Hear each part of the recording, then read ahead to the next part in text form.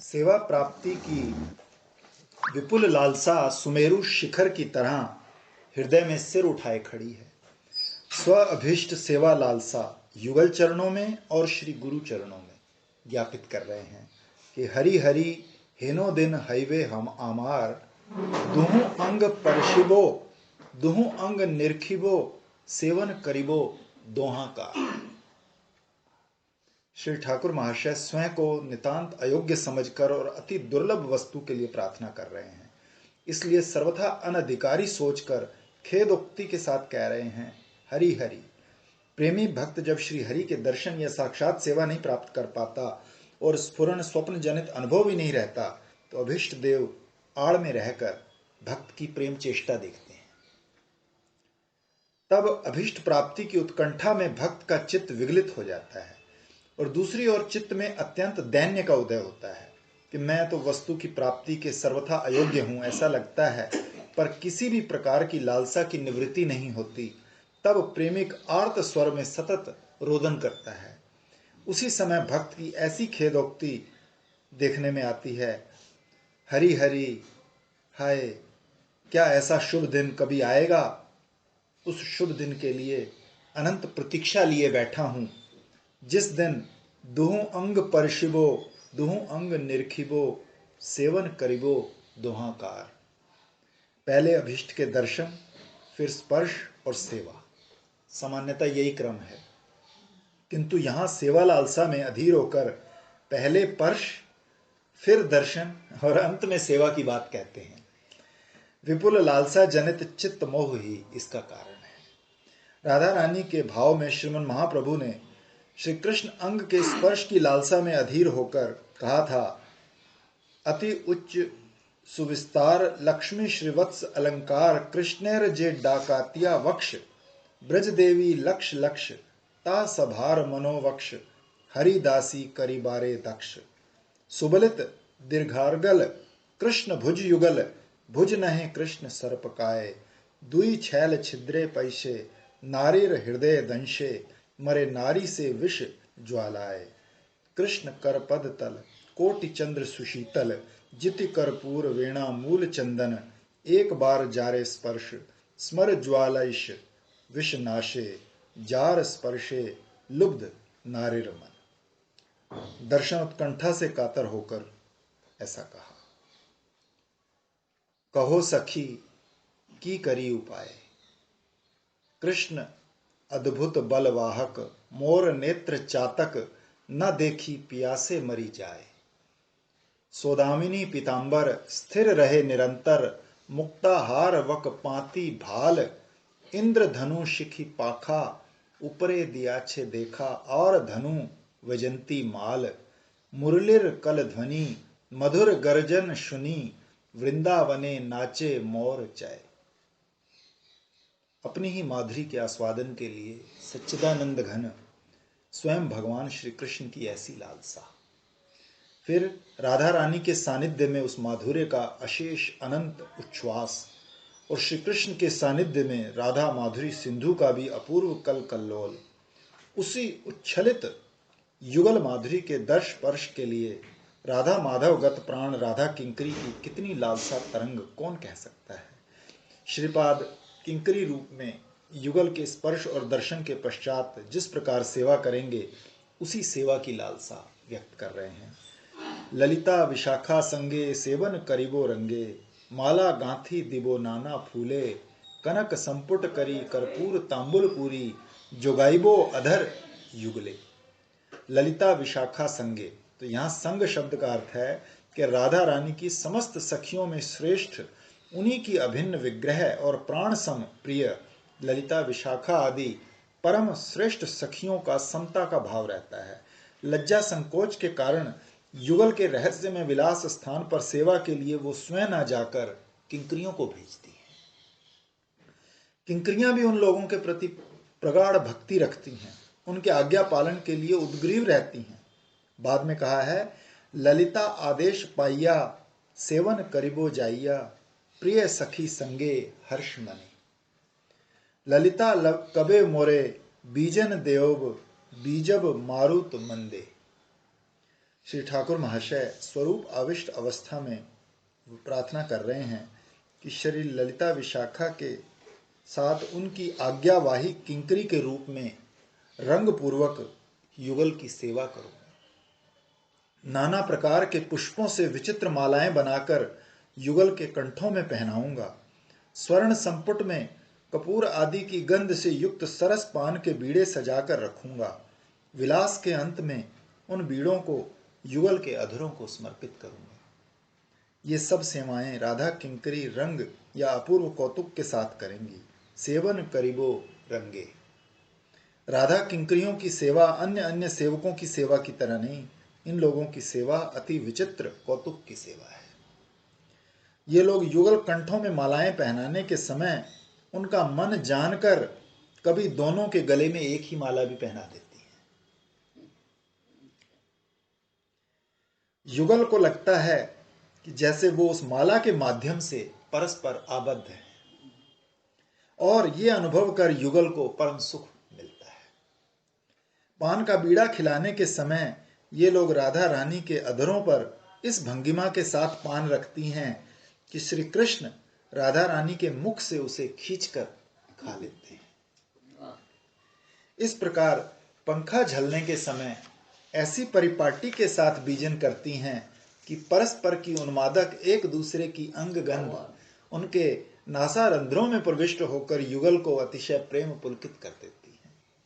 और इस प्रकार की सेवा ही रंग पूर्वक की गई सेवा है। सुंदर वर्णन है। बहुत अद्भुत, अद्भुत, बहुत अद्भुत। फिर कहते हैं, राधा कृष्ण वृंदावन एई मोर प्राण धन, एई मोर जीवन उपाय। जय पतित पावन देहो मोरे एई धन, तोमा बिना अन्य नाही भाए। श्री ग्रंथकार महोदय श्री राधा कृष्ण युगल और उनकी लीला भूमि श्री वृंदावन को प्राणों की एकमात्र संपदा मानते हैं।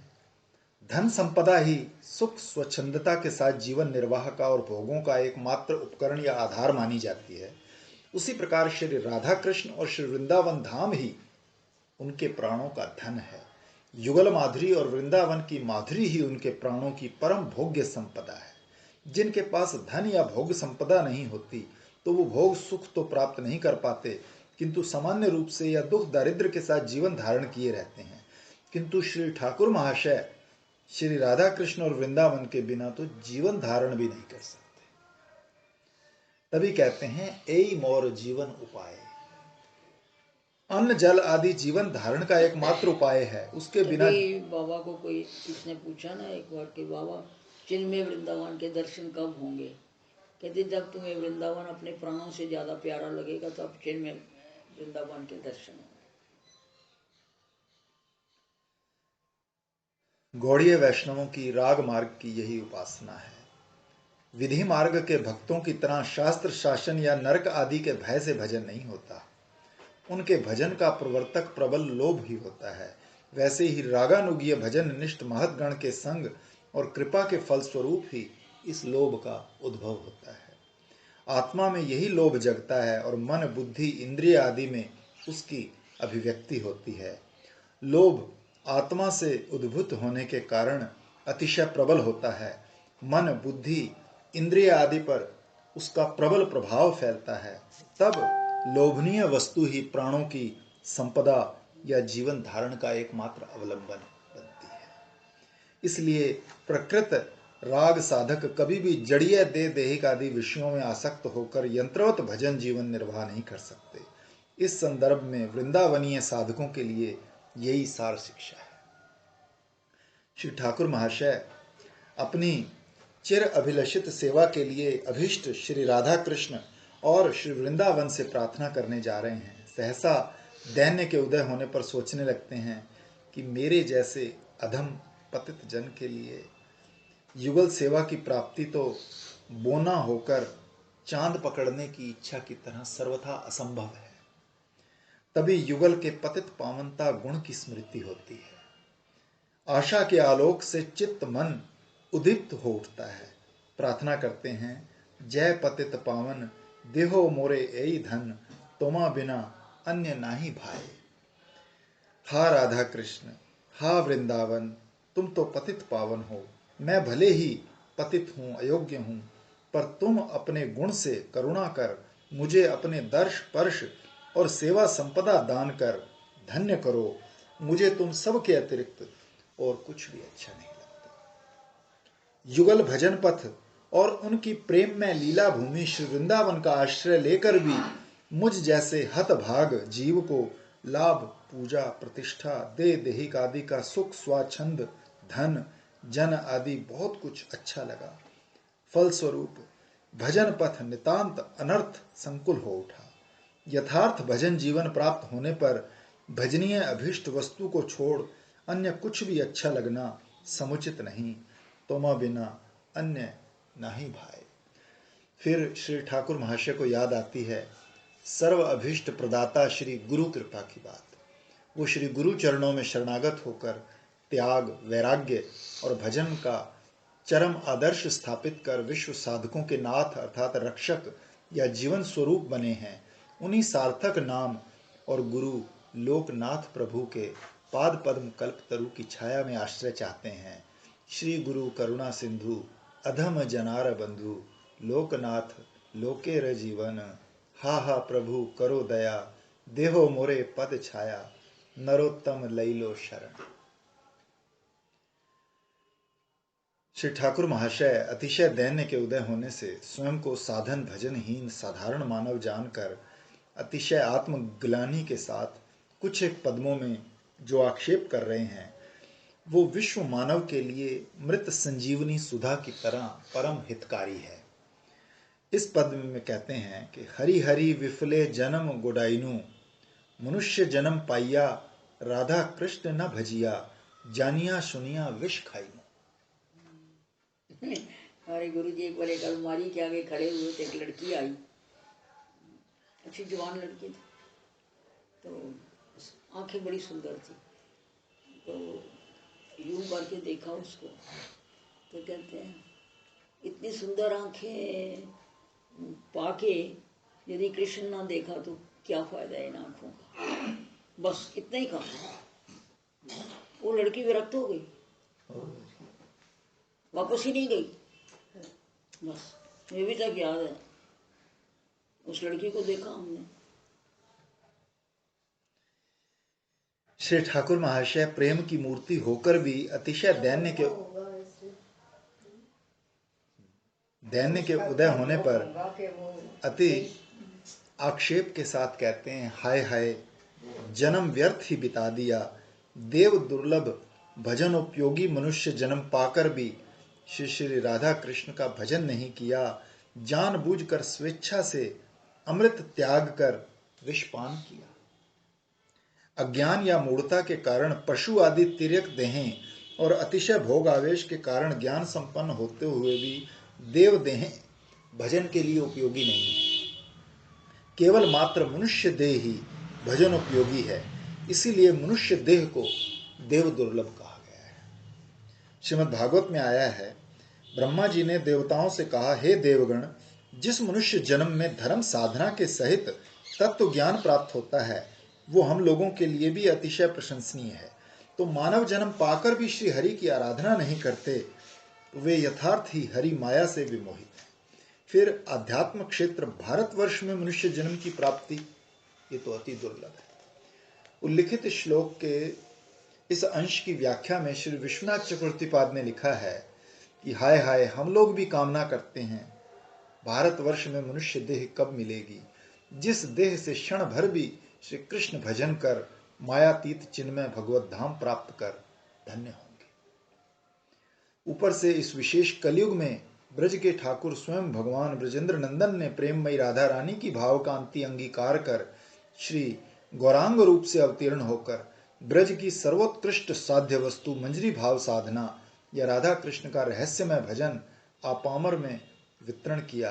तभी इस युग में मनुष्य देह पाकर या ऐसा स्वर्ण अवसर पाकर भी जो अनादिकाल के विषय संस्कारवश युगल भजन नहीं करते और घृण्य विषय रसों में डूबकर सुदुर्लभ आयुष काल व्यतीत कर रहे हैं, वे लोग जानबूझकर ही अमृत छोड़कर विष भक्षण कर रहे हैं। इसमें कोई संदेह नहीं। श्रीमन महाप्रभु ने ब्रज का सर्वोत्कृष्ट युगल भजन ही बांटा हो, ऐसा नहीं। वो सुदुर्लभ ब्रज प्रेम संपदा और हरि नाम संकीर्तन ही एक ही वस्तु है, ये बताकर ही बांटा है। तभी श्री ठाकुर महाशय कहते हैं, गोलोकेर प्रेम धन हरि नाम संकीर्तन रति न जन्मिलो केने ताए। कृष्ण नाम और नामी श्री कृष्ण अभिन्न होने के कारण नाम और प्रेम एक ही वस्तु है। कारण महत पुरुष श्री कृष्ण को भी प्रेम स्वरूप में ही अनुभव करते हैं। किन्हीं महानुभाव ने कहा है, प्रेम हरि का रूप है, हरि है प्रेम स्वरूप। एक होई दो हुए लखे, ज्यों सूरज और धूप। पक्षांतर से प्रेम साध्य और नाम साधन होते हुए भी नाम साधन अन्य अन्य साधन अंगों की तरह नहीं है। नाम कीर्तन के साथ साथ निरपराधी के चित्त में तत्क्षणात प्रेम का संचार होता है। इसलिए नाम कीर्तन और प्रेम को अभिन्न कहा गया है। श्री कृष्ण नाम की ये महिमा सदा रहती है, पर श्री महाप्रभु ने ही इसका विश्व में प्रचार किया। केवल शिक्षा द्वारा ही इसका प्रचार किया हो, ऐसा नहीं। उन्होंने सपार्षद नाम संकीर्तन में नृत्य कीर्तन रंग प्रेम रस को इस प्रकार मूर्तिमंत कर दिया कि सभी ने इस तथ्य को प्राणों में अनुभव किया है कि हरिनाम संकीर्तन ही गोलोक का प्रेम धन है। पुरी धाम में रथ के आगे सपार्षद श्रीमन महाप्रभु का नृत्य कीर्तन इसका उदाहरण है। इस अद्भुत दृश्य को नेत्रों से देखना दूर, इसके कीर्तन स्मरण से भी प्रेम का संचार होगा, ये कहना ही बहुत। श्री ठाकुर महाशय अति भैया जी तो आधी आधी रात कहीं पता लगे हमें परिक्रमा मार्ग में कीर्तन हो रहा, आधी आधी रात जाया करते, काली देव में आगे इधर उधर पता लगना चाहिए हमको। कीर्तन की वजह से तो संबंध ही जुड़ा यहाँ पे मदन मोहन में कार्तिक के कीर्तन की हमारा वजह से। असल में कीर्तन से संबंध मदन मोहन ने जोड़ा था, क्योंकि हम दोनों जने सामने एक घर है ना, वहाँ रहते थे, एक साल रहे। प्रवीण भाई ने वो एक कमरा लिया हुआ था, तो फिर भैया जी आए तो भैया जी उसमें रहने लग गए। मैं कहा जब वो आएंगे तो जब खाली कर देखी जाएगी। तो ये अपने कमरे में भजन कर रहे, मैं अपने में कर रही, दो कमरे थे। तो इन लोगों ने ना ये इसके राजू के बाप की फैक्ट्री खराब हो गई थी, तो ये लोग तब नए नए शिफ्ट होके आए थे यहाँ मदन मोहन में। तो इन्होंने 36 दिन कराया था ना, 40 दिन का कीर्तन रखा हुआ था।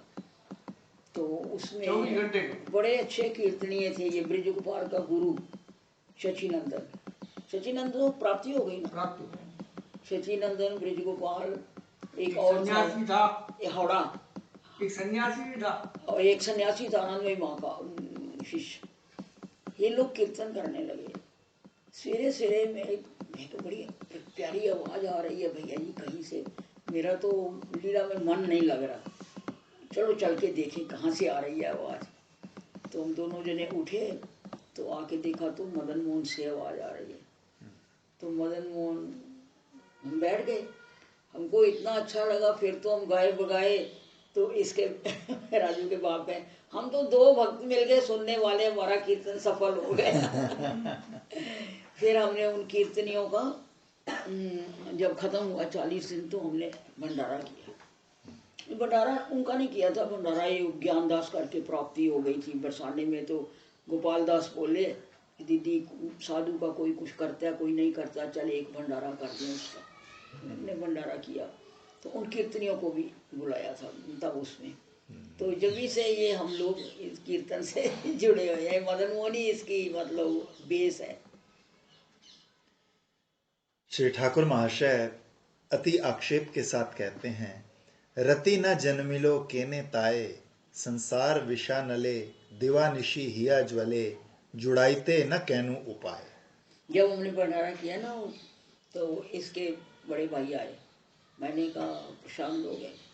मैं तो सिर्फ मदन मोहन का प्रसाद लेता हूँ। ठीक है, वो चले गए। फिर पता नहीं उनको क्या हुआ, फिर वापस आ गए।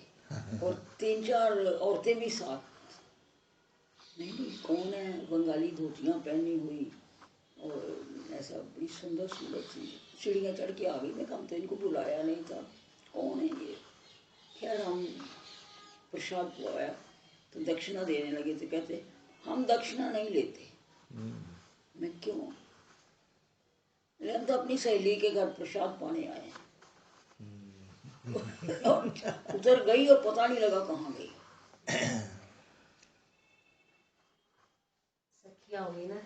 तब इसके भाई ने उनको देख के फिर प्रसाद पाया। फिर तो हम ऐसे एक जैसा परिवार ही हो गया, रोज आए रोज करें। ऐसे प्रेम में हरिनाम संकीर्तन में मेरी रति नहीं जन्मी। दे देहिक आदि वस्तुओं में आसक्ति रूपी विषानल में चित्त मन सतत दग्ध हो रहा है। इस विषानल की ज्वाला शांत करने का कोई उपाय नहीं किया। श्री ठाकुर महाशय प्रेम में विग्रह होकर दैन्य पूर्वक आक्षेप कर रहे हैं। इससे साधक को यही सार शिक्षा मिलती है कि रति या प्रीति के साथ ही नाम संकीर्तन करना होगा। प्रीति रहित यांत्रिक कीर्तन से नाम कीर्तन के मुख्य फल प्रेम की प्राप्ति में बहुत विलंब होता है। प्रीति पूर्वक नाम कीर्तन से सहसा प्रेम प्राप्त होता है, अभीष्ट भगवत सेवा मिलती है। दे देहिक आदि वस्तुओं में अभिनिवेश के कारण नाना प्रकार के अपराधों का उद्गम होता है, तो साधक प्रीति के साथ कीर्तन करने में समर्थ नहीं होता। कृष्णेतर जड़ीय वस्तुओं में अभिनिवेश जीव के हृदय को विषानल की ज्वाला की तरह अहर्निश दग्ध करता है। विषानल की ज्वाला का अर्थ है भीतर बाहर की असहनीय ज्वाला। अति उग्र विष वाला सर्प डस लेता है तो लगता है देह सहसा आग में जल गई, उसके शरीर के भीतर बाहर जलन होती है। संसार ज्वाला भी इसी प्रकार असहनीय है। नाना प्रकार का दुख, दरिद्र, रोग, शोक आदि त्रिताप ज्वाला, जन्म मरण आदि की असहनीय ज्वाला संसार में आसक्त व्यक्ति को ये सब अनादिकाल से भोगनी पड़ रही है। महत पुरुषों के आश्रय में श्री हरि चरणों में शरणागत होकर भजन साधन करना ही इस संसार विषानल की ज्वाला शांत करने का एकमात्र उपाय है।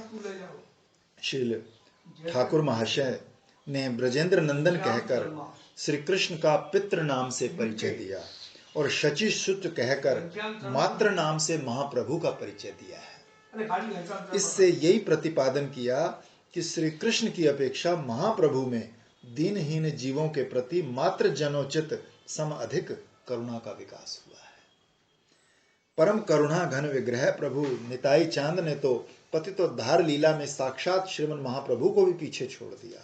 तार साक्षी जगाई मधाई, सर्व विदित जगाई मधाई उद्धार लीला ही श्री श्री गौर निताई द्वारा हरिनाम के माध्यम से दीनहीन पतित जनों का उद्धार किए जाने की साक्षी देती। फिर कहते हैं, हा हा प्रभु नंद सुत वृषभानु सुतायुत करुणा करहो ऐ बार। पूज्यपाद ग्रंथकार श्री वृषभानु नंदिनी के साथ श्री कृष्ण की करुणा की कामना करते हैं। श्री युगल माधुरी ही गौड़ीय वैष्णवों की उपास्य है। राधा रानी सहित श्री कृष्ण उपासना को छोड़ श्री कृष्ण माधुरी आस्वादन का कोई उपाय ही नहीं। ये बात श्री गोस्वामी पाद ने नाना स्थानों पर नाना प्रकार से बताई है। प्रकरण के अनुसार इस अंश की व्याख्या इस प्रकार भी है कि वृषभानु सुता राधा रानी के साथ एकात्मता प्राप्त स्वयं भगवान नंद नंदन श्रीमन महाप्रभु, तुम इस बार मुझ पर कृपा दृष्टिपात करो। विश्व में तुम्हारे बिना मेरा और कोई नहीं, इसीलिए लाल रक्ताभ चरणों से ठुकरा मत देना। अपने गुण से श्री चरणों में स्थान देकर धन्य करो। नरोत्तम दास कहे ना ठेली हो रंगा पाए, तोमा बिना के आछे आमार।